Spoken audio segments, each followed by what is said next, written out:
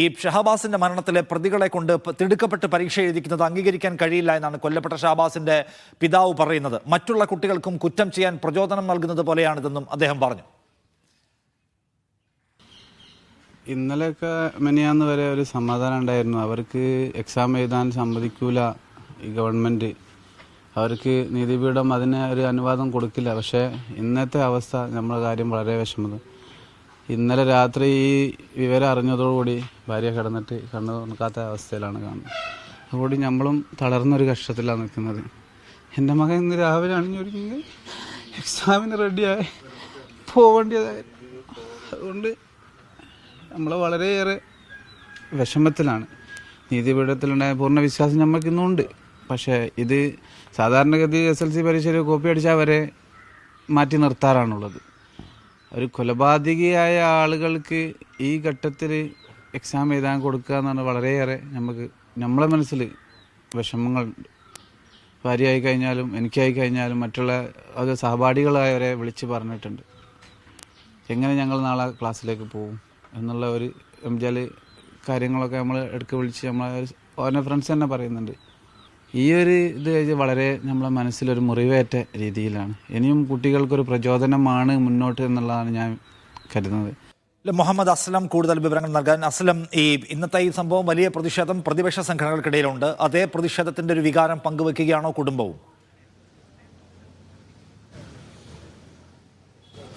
പിതാവ് ഇക്ബാലിൻ്റെ വാക്കുകൾ ഏറെ വൈകാരികമാണ്. അതായത് അടുത്ത വർഷമെങ്കിലും പരീക്ഷ എഴുതിപ്പിക്കാമായിരുന്നു. ഇന്ന് തന്നെ പരീക്ഷ എഴുതിപ്പിക്കുന്ന ഒരു സാഹചര്യം തീർച്ചയായും വലിയ ഒരു വേദന ഉണ്ടാക്കുന്നു. ഞങ്ങളിൽ വേദന ഉണ്ടാക്കി എന്ന് തന്നെയാണ് ഇക്ബാൽ പറയുന്നത്, ഷഹബാസിൻ്റെ പിതാവ് പറയുന്നത്. അതുതന്നെയാണ് ഏറ്റവും പ്രധാനപ്പെട്ട ഒരു പ്രശ്നം. നമുക്കറിയാം, ഈ പ്രതിഷേധങ്ങൾ ഒരുപക്ഷെ സർക്കാരിനെതിരായ പ്രതിഷേധങ്ങളായി നമുക്ക് തള്ളിക്കളയാൻ കഴിയും. അതേസമയം ഈ പിതാവിൻ്റെ ഒരു വാക്കുകൾ അല്ലെങ്കിൽ കുടുംബത്തിൻ്റെ ഒരു വൈകാരികത എന്ന് പറയുന്നത് സ്വാഭാവികമായിട്ടും, കാരണം ഈ ഒരു നേരത്തെ തന്നെ പിതാവും കുടുംബമെല്ലാം ഉന്നയിക്കുന്ന കാര്യം ഈ കേസിൽ ഉൾപ്പെട്ട വിദ്യാർത്ഥികൾക്ക് അവരുടെ രക്ഷിതാക്കൾക്കും മറ്റുമൊക്കെ സ്വാധീനമുള്ളവരാണ്, രാഷ്ട്രീയ സ്വാധീനമുള്ളവരാണ്, പോലീസ് സ്വാധീനമുള്ളവരാണ്.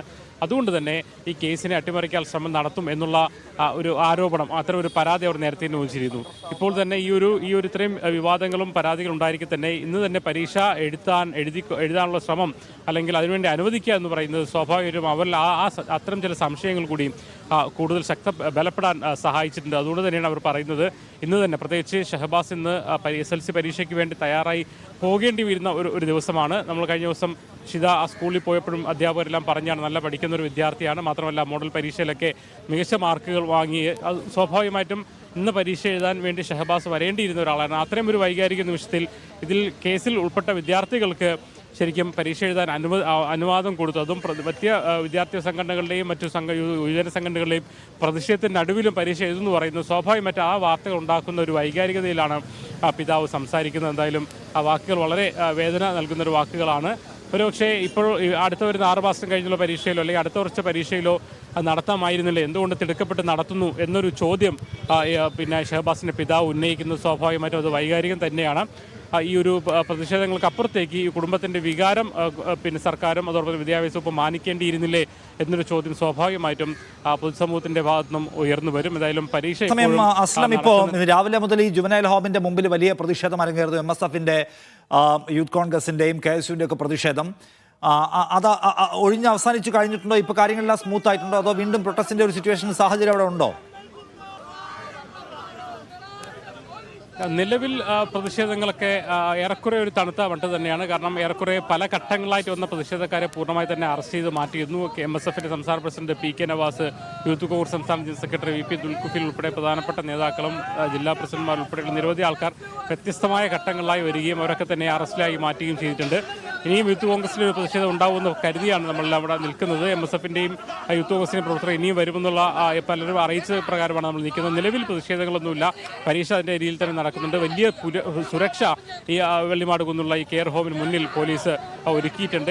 ഇതിനകത്ത് കടന്ന് 2 തവണ, ആദ്യം യൂത്ത് കോൺഗ്രസ് പ്രവർത്തകർ ഒരു തവണ കടന്നിരുന്നു. അല്പസമയം മുമ്പ് VP ദുൽഖുഫിന്റെ നേതൃത്വത്തിൽ യൂത്ത് കോൺഗ്രസ് KSU പ്രവർത്തകരും ഈ കെയർ ഹോമിനകത്ത് കടന്നാണ് പ്രതിഷേധം നടത്തിയത്. അതുകൊണ്ട് ഇതിനകത്തും പുറത്തുമായി പോലീസ് അതീവ സുരക്ഷ ഒരുക്കിയിട്ടുണ്ട്. ആരെയും